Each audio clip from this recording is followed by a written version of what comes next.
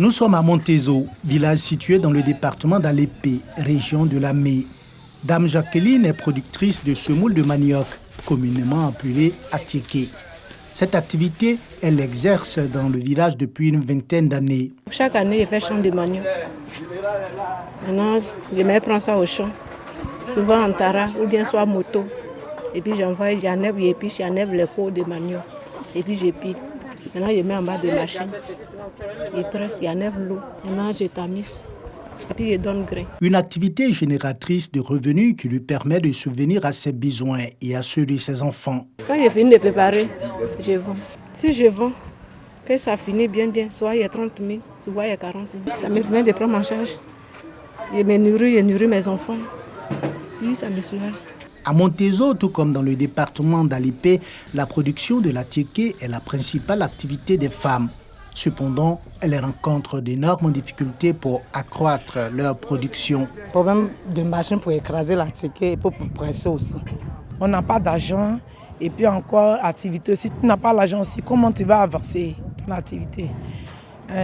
Si comment comme ça, j'ai beaucoup d'enfants. Je dois travailler beaucoup. Je travaille beaucoup, mais je ne m'en sors pas. Je ne sais pas comment faire. Donc j'ai besoin de moyens. Quelqu'un peut nous aider à faire ce qu'on pense aussi. Aujourd'hui, ces choses faites, ces femmes sont légalement constituées en association. Elles pourront désormais bénéficier des microfinances, une initiative rendue possible grâce à l'ONG Terre Arbre au Mavi. Le message que je lance à l'endroit des femmes, c'est d'en faire bon usage. Parce qu'aujourd'hui, se constituer en association formelle, c'est un outil fort qui permet de frapper à la porte des financiers et de contribuer au bon déroulement de la société. Parce qu'en étant unis, on est toujours fort. Saint-Audier, directeur général de l'économie et par ailleurs chef du village de Montezo, parrain des différentes associations naissantes, a invité les femmes à cultiver les valeurs de paix, d'amour et de partage, gage de tout développement. C'est un premier pas important pour nous les accompagner dans ce sens. On peut se mettre ensemble, même en ayant des idées différentes, parce qu'on a un projet de développement pour pouvoir arriver à avoir des ressources et à se prendre en charge. C'est ça qui est le plus important. Ce sont au total 13 associations reparties dans 7 villages du département d'Alépé qui ont été légalement constituées en association.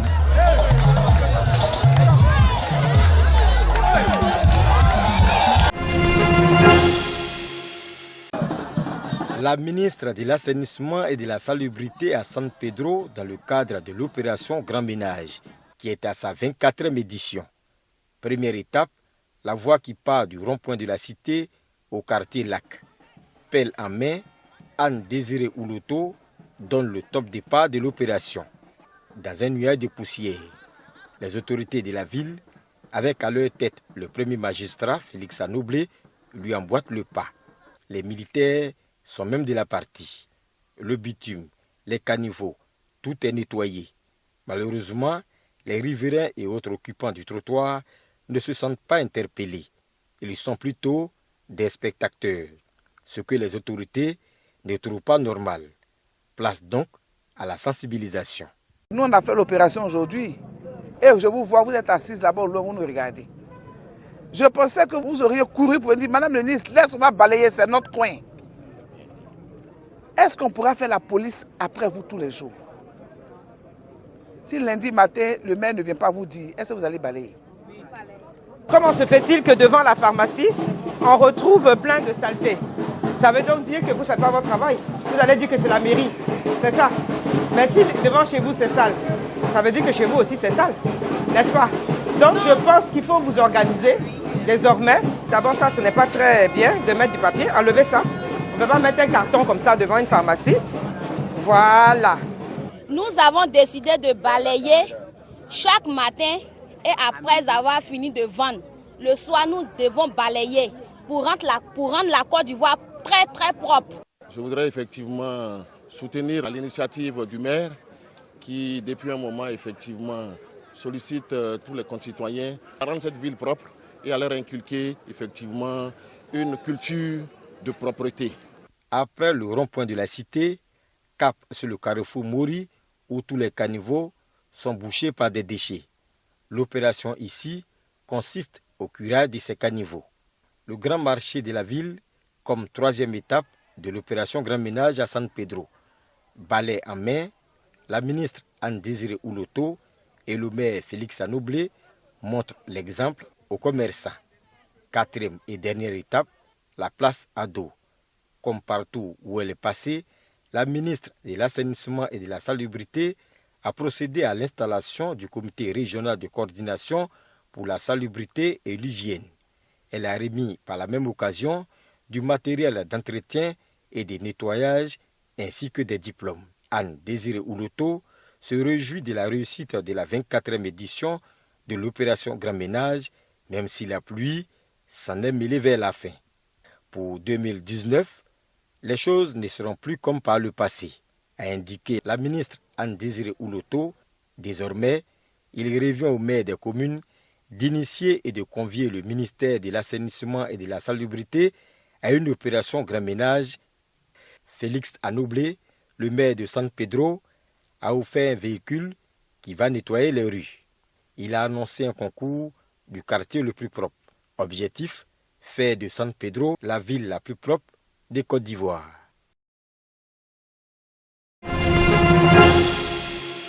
Le Romandrone est une bibliothèque sociale intéressante. On nous apprend à lire, à écrire, à faire plein de choses.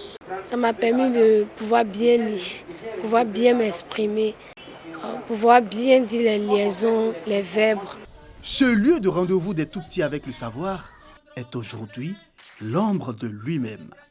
Espace exigu, toiture délabrée, toilettes inexistantes. C'est le visage sombre que présente le Romandrome. C'est sur fond propre que le promoteur a débuté l'aventure en 2003.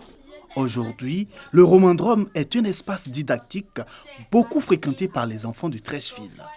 16 ans plus tard, les besoins de cette bibliothèque dépassent les modestes moyens de celui qui l'a créée. La bibliothèque actuellement traverse une période très compliquée parce qu'on a la toiture qui est percée, on a l'eau qui rentre, qui mouille les bouquins et on demande de l'aide aux personnes de bonne volonté qui aiment la lecture et les personnes qui regardent sur Internet ce que je fais pour la promotion de la lecture en Côte d'Ivoire. Heureux et fier du travail accompli par Sidney Karamsa, des riverains et certaines personnes de bonne volonté lui apportent une aide afin de l'accompagner et lui permettre de réussir sa mission.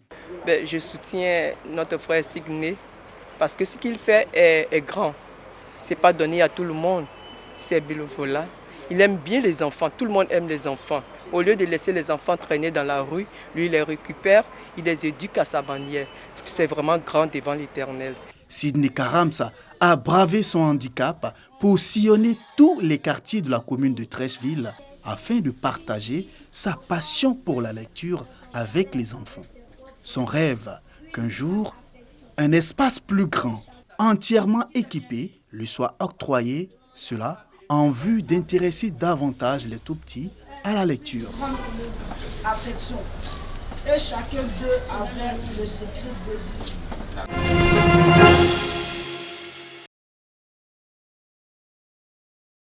La campagne pour le premier tour de l'élection présidentielle au Sénégal a débuté hier, dimanche. Idrissa Seck, Issa Sall, Madické Niang, Ousmane Sonko et le président sortant Macky Sall sont les 5 candidats en lice. Ils ont jusqu'au 22 février, soit 2 jours avant le scrutin, pour convaincre les populations avant le premier tour. Pour le moment, le président Macky Sall marque des points et renforce sa large coalition. Son meilleur coup, c'est le ralliement de l'éternelle opposante Aïssata Tall Sall. L'avocat El Hadj Diouf, souvent en première ligne pour fustiger le pouvoir, rejoint lui aussi le chef de l'État. Présenté comme l'outsider de l'élection, Idrissa Seck fait désormais équipe avec Malick Gakou, qui a vu sa candidature rejetée. Troisième candidat en liste, Ousmane Sonko, décrit comme l'étoile montante de l'élection. Peu de poids lourds politiques gravitent autour de sa candidature.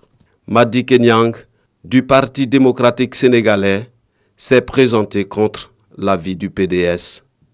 Il tente d'en récupérer les électeurs historiques à coup de déplacement dans la ville sainte de Touba.